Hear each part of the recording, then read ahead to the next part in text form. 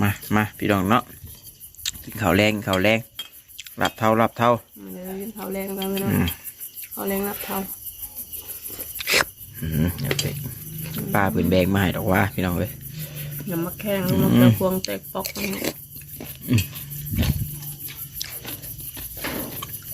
น้องบ้านพีนบ่ยังไงวันนี้ตลาดนัดแม่ไปซื้อตลาดนัดบ่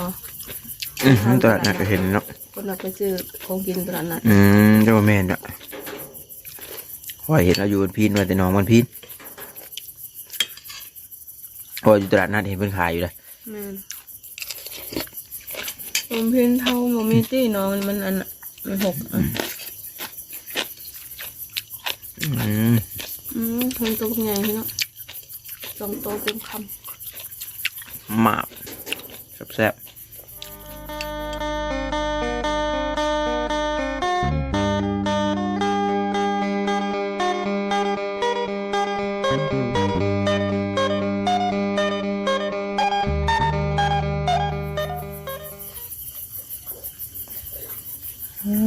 เนาะควันหุยทุยออกเนาะพี่น้องว้าให้กดเตาแท้เนาะนี่คือเตาแท้ใช่ป่ะหนักวะขักอะไรเนาะควันหุ่มอยู่เอาไว้รถบัสเนาะผ่านมามือที่2พี่น้องเลยเนาะอูดคือเก่าลงควันคือเก่าเป่าปานเนี่ยก็โอ้เขียดห้องฝนที่ตกได้เขียดห้องวัดเดี๋ยวเนาะตอนกินวอเตอร์กินใช่ไหมควันบุ่มจนพี่น้องเลยเยอะเนาะเหลืออะไรแค่ย่อยเพื่อนเอาสบายดีเนาะมาพี่น้องเนาะมาต่อมือที่2พี่น้องของแข็งเอาอย่างว่าอยู่มือที่2นี่แล้วมื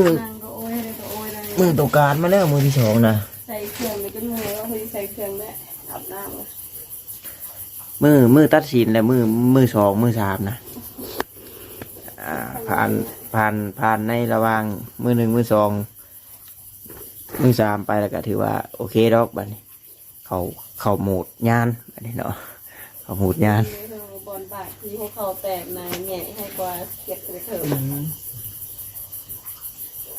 พี่น้องเนาะได้ก็ขอกราบทักทายสบายดีเด้อพี่น้องเด้อเนาะFCกันเบิดสู่คนพี่น้องเลยก็อยู่คุ้มหมอกรรมเป็นที่เก่าเนาะได้ก็จะเผาเปิดจะเผาเบื่อได้พี่น้องเนาะเบิ่งชมให้แน่พี่น้องเลยก็ยังไม่ได้ออกไปเวียกข้างนอก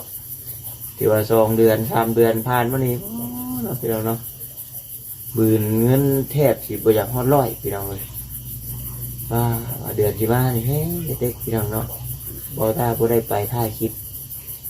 ตั้งแต่ต้นเดือนมาแล้วได้เดือนไปกับเขาเบาเวียดน้องชุดไปหาน้องจิตใจตัวแดงถึงน้องน้อยมื้อน่ะเดี๋ยวเนาะไปถ่ายคลิปมื้อเดียวแล้วก็ที่เหลือก็ถ่ายแต่กับเพื่อนนั้นยังไปบ่คิดว่าสิมาฮอดจุดนี้เลยพี่น้องโอ้ยไหนเนาะไหนดิ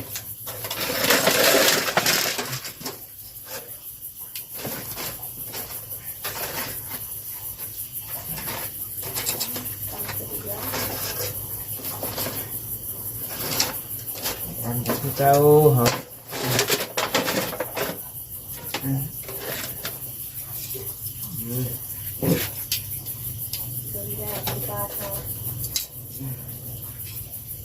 ห่อนแล้วตัวนี้เสียงที่มันต่ำเลยเนาะบริเวณนี้เพิ่นพอยุบแขนไม่เป็ดตัวนี้ห้อยไฟขึ้นยังไงถึงมึงบ้าลอยแล้วตัวนี้นะไปน่ะบัดตั้งอะไรไปทางเนาะไปมือเดี๋ยวไปเอาไม้มาเพิ่มอีกแล้วเนาะได้ก็ขัดตามมือกับพ่อแล้วพอถ้าอินต้นมันอยู่มือนะ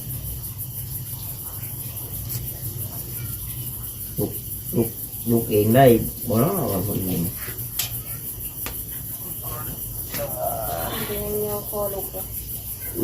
ลยเท่าพี่น้องเลยเชิญที่เท่าเนาะเท่านี่ให้เป็นพิการได้พี่น้องคนเท่า เอ้า โดนตำมันเลยโดนกระต่ายไง ไอ้ลีได้คนเฒ่านี่แบบเป็นอัมพาตอะไรคนเฒ่า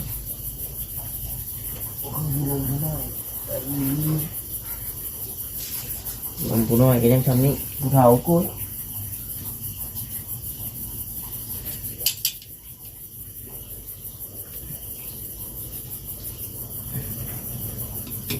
เห็นไหมงอนแห้งบ่ไหวบ่ก็แต่ว่าซุกเลยแต่พี่น้องเนาะ ขาสุกเลยยังไงมันท้อนคนพวก หมูอบให้ขาวเขาอบให้ดำได้แต่อบเป็นไงเนาะ ใหม่จ้ะมันหาดน้ำพลอยอันเดียวเตียงไว้เอาคงไม่ไผ่มันท้อนเนาะ หมูอบอยากให้เมียขาวเนาะเขาอบให้เมียดำได้จีคือทาได้ดิ เป็นพลอยใหม่น้ำเตียงแล้วจ้ะ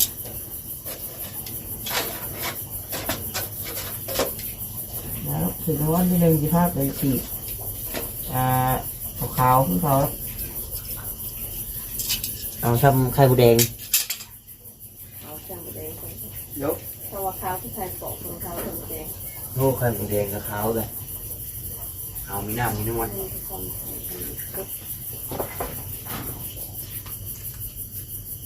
ว้ามันท้อนแห้งก็อย่างยิ้นหัวนะท้อนแห้งก็อย่างยิ้นหัว ว้ายตัวปี้แหละเบิดชุดนี่เลยกันน้องเนาะจังหน่อยกันรับหานอนแล้ว อันนั้นอยากลงมาซื้อ เห็นไหมเดี๋ยวคุยกับนี่แล้ว เจ็บแต่มันเจ็บอยู่แล้วอากาศเย็นนะมันปวดการยอดหมกเลย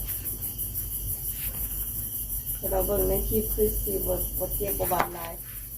โอ้ เบิ่งใกล้ๆถ่ายรูปอันทงเปิดเบิ่งหลบตาทงระบาดบ่ได้สิ เขียวแล้ว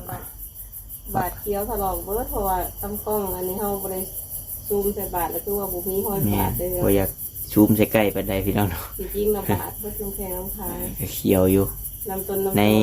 สะโพกอีกพี่น้องเนาะในบอลเทิงท้องน้อยขึ้นมาฉันเลยแมนเป้งไขมันเฮียเนาะ นี่ได้บนแพร่ใหม่เห็นในอันคนงานในพี่น้องในส่วนจีนเนาะ เขียว เขียวปึ๊บ ถ้าก็ขึ้นมานี่ นั่นเนาะ ในส่วนนองกันจีนนี่นะ โอ้ยจักว่าเห็ดจังใดพี่น้องเอ้ยเนาะสิแล้วหอดยานหอดข้าวเจ็บปวด คิดเห็นมันรับตาไปแต่งว่าเล่นดองๆแล้วก็ฟังเข้าไปเดียวเด้อ ต่างกันว่ารับตาไปเห็นนั่นว่าภาพเห็ดปวกงามนั่นเนาะงามไปหาเห็ดปวกก็รับตาไปเห็ด เห็ เห็ดปวก มาลดภาพตัดเลยพี่น้องหมุนตึมเลยว่ะ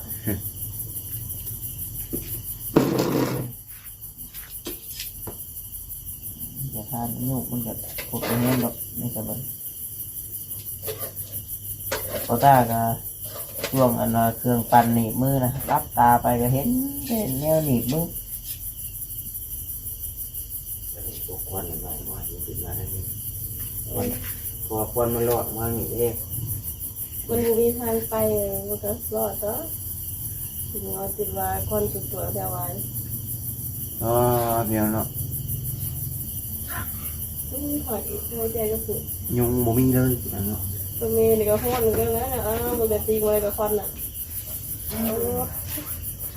มันมือที่ว่าตึงมันก็เข่งแห้งแล้วก็ไข่พี่น้องเลยเจ็บตีอะไรกัน ที่พวกไว้พวกคือให้ควันมันขึ้นใส่สามีเพิ่นบนแขงนี่ได้เดียว โอ้ยถ้าผมหาบาทเชื่อออกแล้วก็แสบลำบากนี่ นั่นละนี่แล้วเนาะพื้นมันกู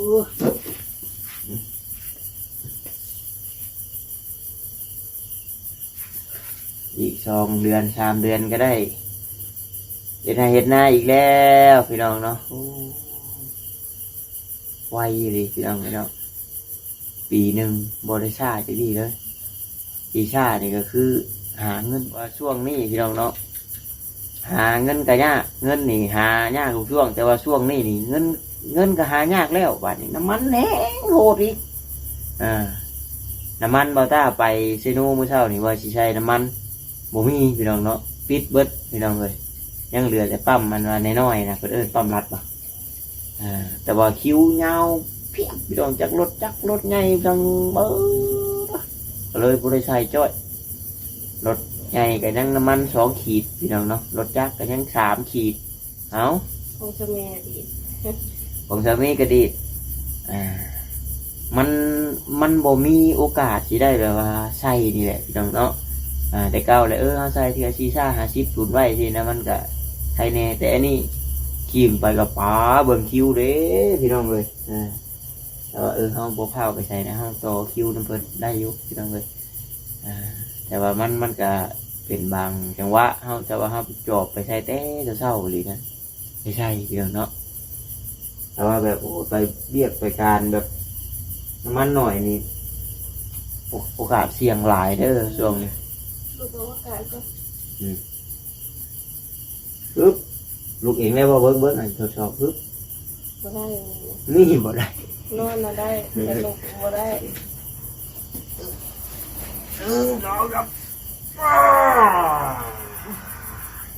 มันเจ็บเว้อได้นะครึ่งท้องก็บ่ได้นอนนี่ก็คอยโยะลง พอตาท่าอยู่เนาะว่ะเต้ได้ใช่เต้จัก10 บาทนี่ เก่งว่าคุณจะเรียนทอง เก่งบ่เจ้า เขาหัดไวแซมได้เปรียบว่านี่ ใช่ บามันพวมไข่พี่น้องอันนี้เขาเรียกน้ำจีนี่นะเบ่งเรื่อง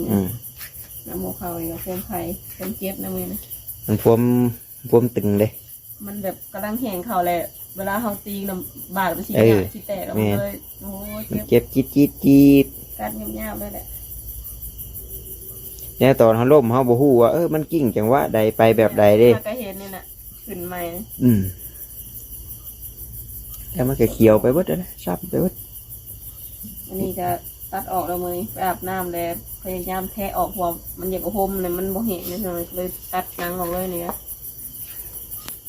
มันบ่คือแบบเอาล่มตั้งใจแล้วพี่น้องเนาะวงแรงกับลูกสาวอีพี่น้องล่มเทรถมีเพิ่นน่ะบอกว่าเฮ็ดดีเฮ็ดขี้คิดกรึมหัวคิดฝุ่นใช่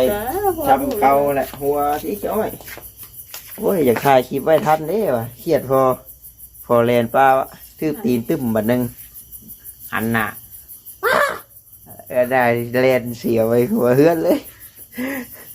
ใช่ว่าไหนพอเดียวเบิ่งก็ให้เลยก็ไปเลยโอ้ย เป็นเขียนเป็นงอกเขียน เดียวก็รถกับแม่ทะเลรถบันใหญ่มานี่วะ ก็เกิดปีเดียวกันใจอันเดียวกันเลย ยามให้วิขารถเลยอ่ะ หิมหาหิม ก็บ่งนะเฮ้ยเนาะบ่งนะ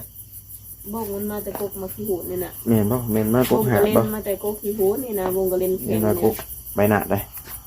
นอนมาแต่เคยเห็นมันอยู่นะ ใช่ จับต้องได้จะเหยียดเราขึ้นมากับเคียงแจ๊บอีก มือสองเล่นเลยพกไว้นั่น มีดาดดิ นี่บอลเดี๋ยวพกกลัวไม่ควันมันอบนี่นะ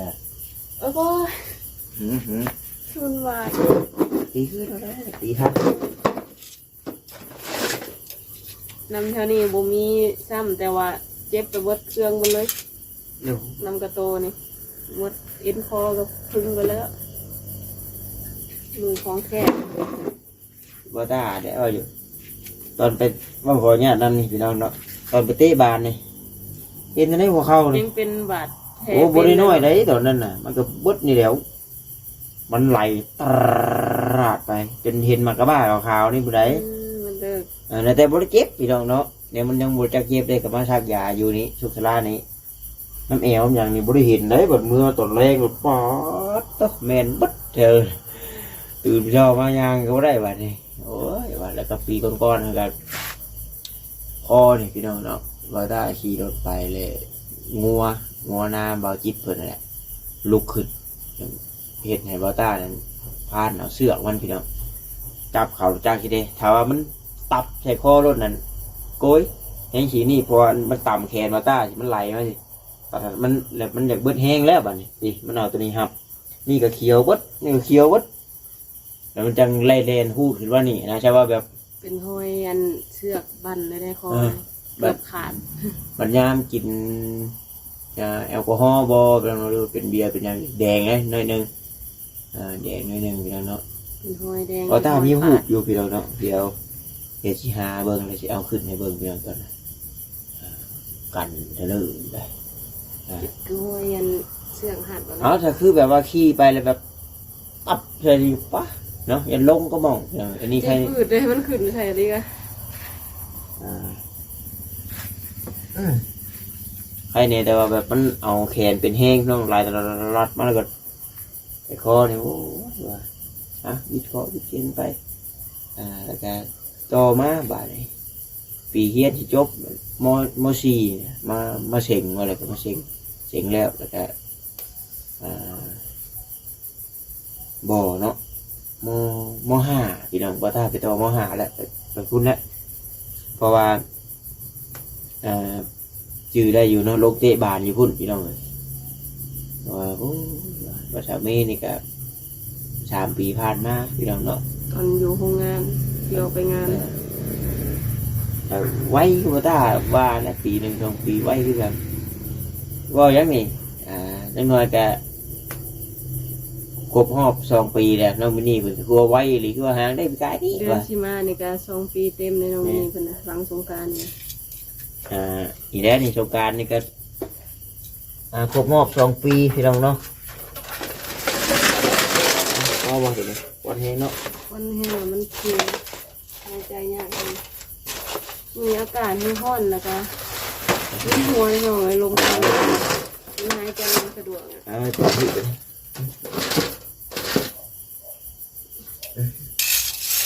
วันแฮงเอาเด็ดมอนึงใบเอาละ คันอายตัวต้มนี่มันบ่คิ้วมันบ่จูดเด้ มีจูเลย มันจูดแล้วมันคิ้วแฮง ดีแล้วบ่มีอันขี้หมาขาวอะไร บ่ เมื่อ คื คื อน มามือเดียวพี่น้องบ่มี โอ้เปิดไปหาได้พี่น้องเลยดีแล้วมันบ่คูดของน้ำคือคนเปิดไปหา จ้า เฮ้ยว้าตัวใจกระดึ๊บนะ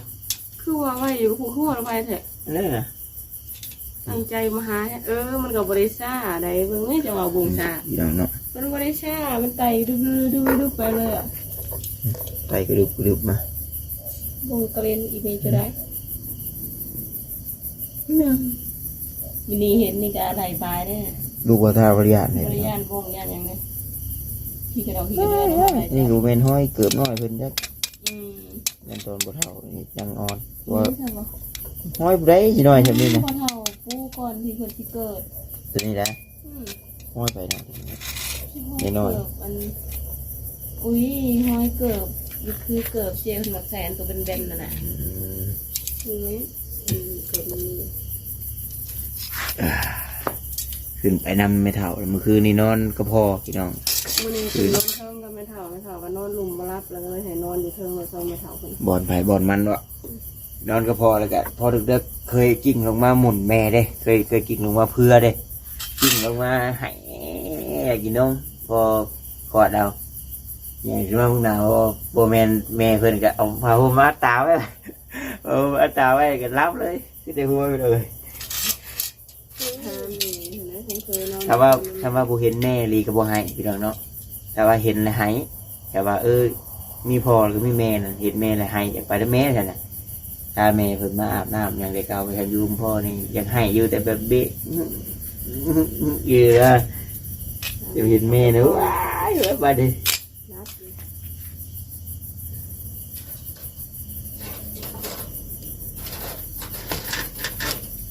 คือผลว่าเนี่ยแม่นี่ย่านอยู่แต่ว่าก็กล้าแอบเนาะพ่อนี่ส่วนหลายลูกก็สิแบบบ่ค่อยโอ้แอบเลยนะ ความผูกพันแม่กับลูกกับพ่อมันก็ตาม คือแต่ละคนคือกันแหละพี่น้องเนาะว่าญาตินี่แม่แต่ว่าคือเราส่วนหลายก็อยู่น้ำแม่เนาะกินนมแม่ มันกินกับแม่อยู่น้ำประจำอยู่ตลอดเนาะ แถมเรือท่ออีกว่า แถมถือทองแล้วมันเคยสิใหญ่กับมาจากห่างกายแม่แล้วเนาะ จักยุ่งถึงมาใกล้ไหม ยังไม่ยังบุกปุ๊บเป็นยุ่งเลย แขกโคกคนกระโยกันแซวอยู่พี่น้องเนาะ แขนเท่าไหร่ น้องเนาะเห็นอยู่วันนั้นนะแขกโคกอิ่มแล้วพี่น้อง ตีกันเนี่ยน้ำ ช่วงหัวแรงๆนะไล่คบกันก็มองได้ มีน้ำเต้านี่ นี่ก็นี่นี่พี่น้องเนาะ ที่ เกียด เห็นน้ำไม้แป้นในสีโตไล่กัน นี่พี่น้องเนาะ ตี นี่ กันแล้วมัน แขน้อยนะ มันไม่นี่มักเบิ่งนะตอนยังน้อยนะไปถอดจับไม้ให้เบิ่งก็จับที่อันจะเตรียมได้กับบิดมันตายโอ้ยใกล้แท้เป็นสีอันเยืองไม่ใช่แหละ แขโคก เฮ้ย ไปแล้ว มันก็คือกับแขน แต่น้อยๆบ่าวตากินได้พี่น้องเนาะกินนั่นบ่ให้กินบ่ให้อันท้องปุ้ง ไปถอดจะอะไรให้มีกินโอ้ยเศร้าแน่เด็กน้อยเนาะท้องมันก็พุ่งแล้วมันใหญ่มันเศร้าอยู่นะ มันก็บ่ได้แบบว่าอันนั้นได้พี่น้องเนาะกินก็แซ่บอยู่ ปีเกียมอ่ะ กินเกี๊ยวนะไปปิ้งกินเองเลยไล่มาปิ้งกินเนี่ย เอาตัวน้อยๆแลนลงคอเลยดีเลยเขียดอันตรายนะพี่น้องมันไปคว้างหลอดลมรัวมือมันติดแล้วมาหัวแห้งตายกับน้อง เหนียวเขาหยิบไปกินเนี่ยเป็นดิบๆเนาะ อ้าวคือทำไมก็คือกินโบพยานแต่กับลูกมันว่าตัวน้อยๆนี่แต่น้อยๆกับมันขึ้นบางวัน เหนียว กล้าง เนาะ ติดคอให้น้อยเขายังเครื่องอะไรเช่นเดินที่เป็นโตเป็นสีน้อยกัน พ่อคือลุงนี่ก็กินปีงเลยแล้วกันแล้วก็กินปีงเพื่อกลัวพญาติลอยนะครับ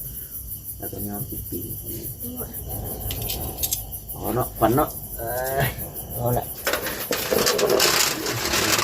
เอาไว้ก็คือ มันเป็นไม้หนาดแห้งมันปตายยังมาจุดใบขี้เหนียวแห้งแหละมันก็เลยสิควันแห้งแล้วนั่น อันนั้น ขันโตมันใบดิบๆมันสีโฮมแบบควันบ่แห้งนะ มันหาวเลยพอมันถือ คิว ไผ่ มันหาว พอมันถือไผ่แต่มันก็หาวตอนนี้มันก็บ่เป็นเนี่ยได้แหละมันได้เอาอายตัวลุ่มเนี่ยอายอุ่นก็ลุ่มน้อยก็เอาไป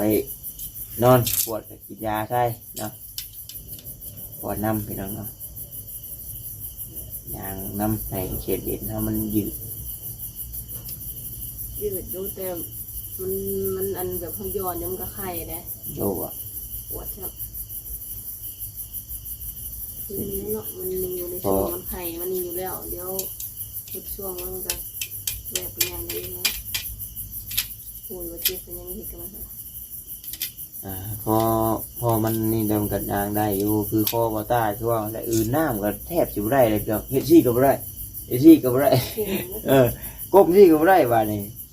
ลง ใจวัดนอนนี่เฉยนวดอันนี้คอยเลย ลงไปแล้วก็เอาซี่แล้วพี่น้องนั่งเลยเอ้าเงี้ยซี่ก็คือว่ามันหักนี่ก้มลงซี่ก็บ่ได้มันหย่อเด้บัดอาบน้ำแห้งคักใช่ไหมมันเปียกเลยล่ะอันเจ้าคือเห็นที่เวลามันแห้งแล้ว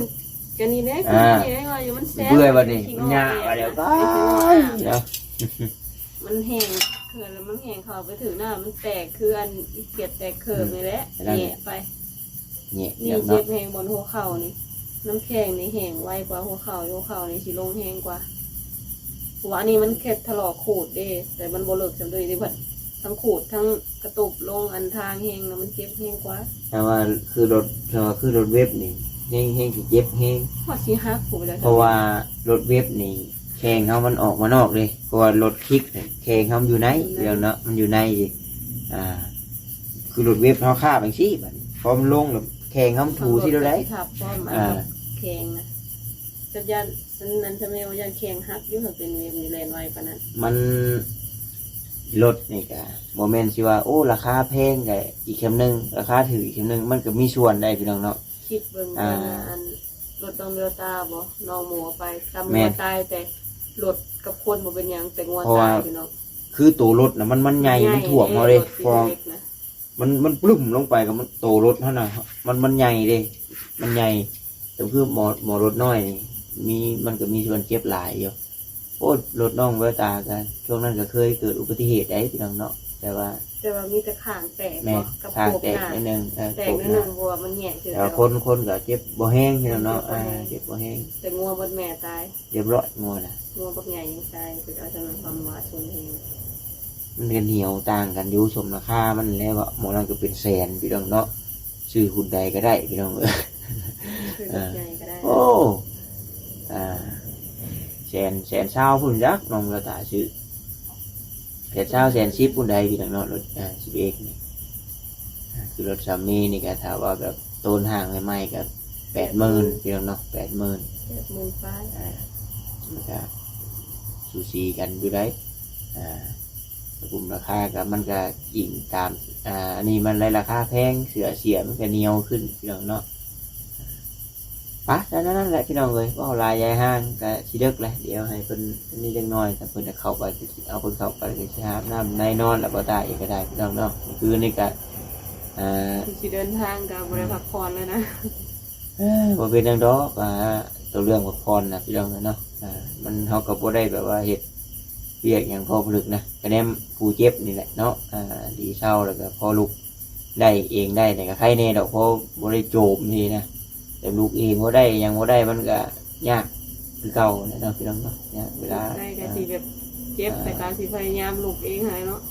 แต่ว่าเฮามันพอลุกได้อยู่ก็เฮาฮู้เลยว่าพญาติตัวนี้นั่นพอมัน2 มื้อ 3 มื้อไปมันก็ดีนะก็จะหาน้ำก่อนนะพี่น้องเนาะโอเคพี่น้องขอบใจหลายๆเด้อที่เข้ามาเป็นกำลังแห่งใจให้พี่น้องเนาะให้กับปรากฏข่าวโฆษณาพี่น้องเลยช่วงนี้จ้าจึงได้พี่น้องเนาะกับโบได้คอยออกไปเวียกน้ำมูน้ำคูแล้วก็โบได้ไปแบบปกติพี่น้องเนาะทางทีมงานกันได้คือพาผู้รักผู้ใหญ่เพิ่นไปเคสที่ว่าเพิ่นเคยไปเลาะไปอันนี้พาเพิ่นไปเบิ้งนะไปเลาะเบิ้งเคสที่เพิ่นเคยช่วยพี่น้องกับโบได้ไปนำทีมงานเนาะพี่น้องเนาะแบบนี้แหละพอดีว่าประสบเมียเปลี่ยนใจพี่น้องเลยหอดยาหอดข้าวเจ็บเนาะพี่น้องเนาะวิเคราะห์วิเคราะห์วันนี้วิธีมีแห้งเบิดสุขุสุคนเด้อพี่น้องเด้อสบายดีพี่น้องบ๊ายบาย